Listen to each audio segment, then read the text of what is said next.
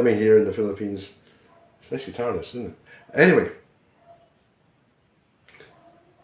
I saw a video quite recently, just the other day, and it was being pushed by some sort of just GC woman, generally speaking, clueless bitch, but never mind. And it was actually filmed, took sections from a film made by an equally clueless TRA, and the TRA was saying it's transphobic to have genital preferences, right? Think about that a minute. Right. So what she's saying is, if you prefer a particular kind of genitalia, that's transphobic. What she's saying is basically, if you are resistant to the idea of girls with penises, then you're transphobic, if you're a man. If you're a woman or a gay and you're resistant to the idea of a man who has a vagina, or used to have a vagina, or a Franken dick, as they're called, then that's transphobic. That's all arguable. I mean, I'm not really that much concerned about it, but the logic is flawed. And the reason is the logic is flawed because what happens if you are a man who prefers girls with penises? Is that transphobic? That's definitely a genital preference. I actually prefer my girls to have penises. It gives you something to play with at night. Is that transphobic? She's trans. She's a tranny. She's transfeminine, whatever you want to call her. She was a boy, she takes hormones, she's still got a dick. So my preference for that kind of thing, is that transphobic? And if it is, how is it transphobic? And this is a big issue because, particularly amongst Jeeps, that's autogynephiles in the West, most autogynephiles I really don't like men.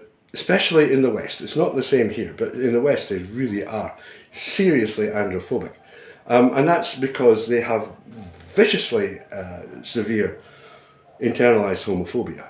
They're, more than anything else, they're terrified of being gay, and yet here they are flouncing around in frocks. So it's a difficult one to maintain, It's a difficult one to maintain. And you have to have some sympathy for them, not. So what does that leave us? These people are really angry at men for being attracted to them, if they are. I mean, they imagine, it's usually complete fantasy, because these people look like, oh dearie, dearie me. I mean, they call them bricks. They look awful. They look dreadful. There's no man who's ever going to be interested in one of these characters. But of course, they want to imagine that all men are lusting after their bodies, because that's affirmation, you see. It's like, oh, I'm so sexy.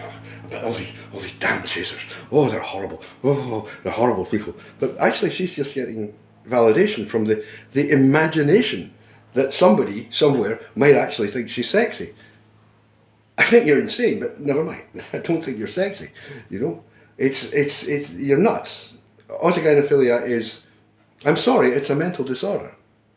It just is. It's, if it's in a situation where the man is like dealing with it at home, and it's something that he does in the privacy of his own home, or perhaps with his wife, and has a normal life now, it's not a disorder. That's being managed, But when he goes along to the doctor and says, I want my dick cut off, ba-da-ba-da-ba-da-ba-da, and he's 40 years old, he's got 3 kids, and that is a mental disorder.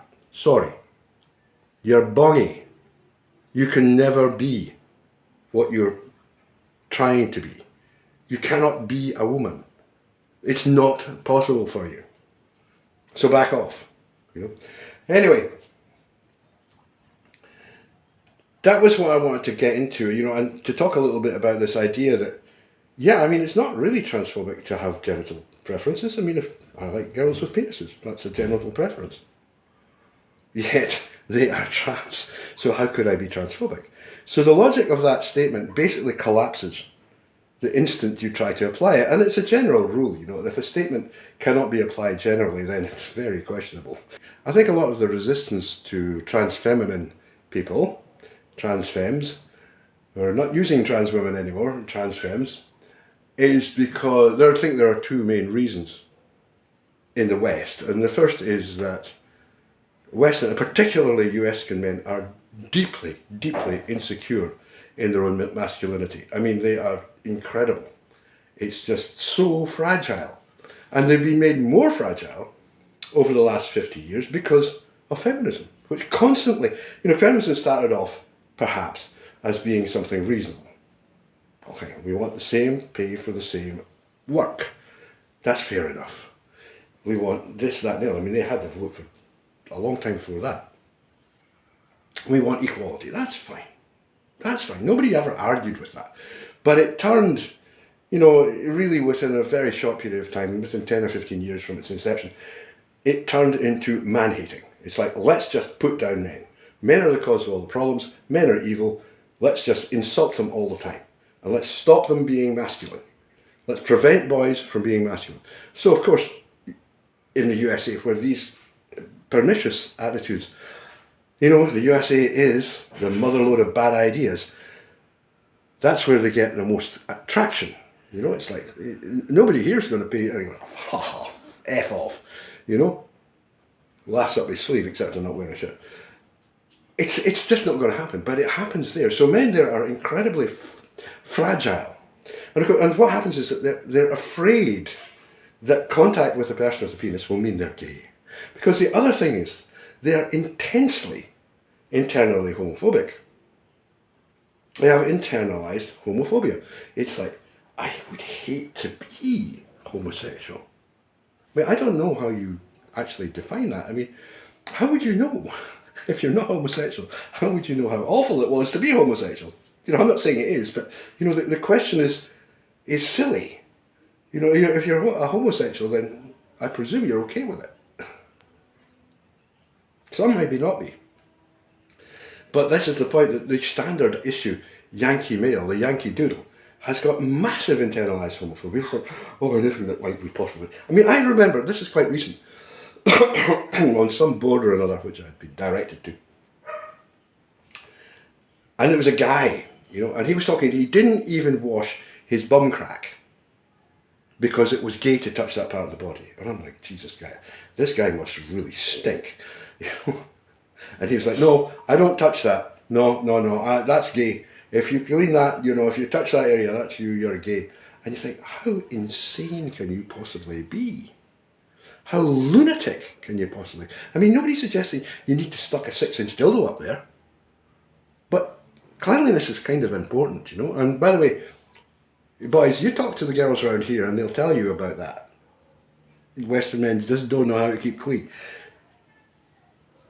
So that's two reasons why this. And the other reason is that there's this, and it's particularly in the United States, there's this weird thing about bums. It's like, bums. Oh, bottoms. Well, you've got one too, Everybody has one. The funny thing about bums, they're polyvalent. They're ubiquitous. Everybody's got one. Why should somebody else's be more smelly and dirty than yours? Of course, yours might be smelly and dirty, in which case I understand. But if you're a clean person, why are you concerned? And I can assure you that if you're talking to a trans femme, a homosexual transsexual trans femme, or a ladyboy here in the Philippines, or anywhere in Southeast Asia, actually, these people are squeaky clean. I mean clean. They're so clean, it's like, whoa. I mean, they wash everything several times a day. All of it. They wash the lot. I mean, they're not smearing around the place with bits of paper, Something which anybody who's travelled in Asia for any period of time goes, oh, that is just disgusting.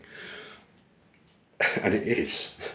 I mean, when I lived in France, I had, these bum guns in the toilets. There were 3 toilets in that house, bum guns in each one. So the dog has started up again. Anyway, I think there's a real problem with all of these things which mitigate against men just being okay with trans feminine people. I mean, why not? If she looks gorgeous and she's receptive, she wants you to do the business to her. I mean, what's the issue? A real man, a Roman wouldn't think twice. He'd go, right girl, get him off. His masculinity wasn't compromised by years of abuse by feminists. He's like, no, she's good looking, she looks cool. And yeah, I could use a bit, you know. Come on, darling. Upstairs. But this is apparently an avenue which is, and the same, you find the same amongst, you know, Brazilian men, all over the place, you know. This is an avenue which is closed off to North American men, apparently, you know, because it's like, oh, if I touch a penis, that makes me gay. Well, that's internalized homophobia. It shows a huge weakness in your own masculinity. Because the masculine man's just going to go, right, on the bed, hands and knees, here I come, brace yourself.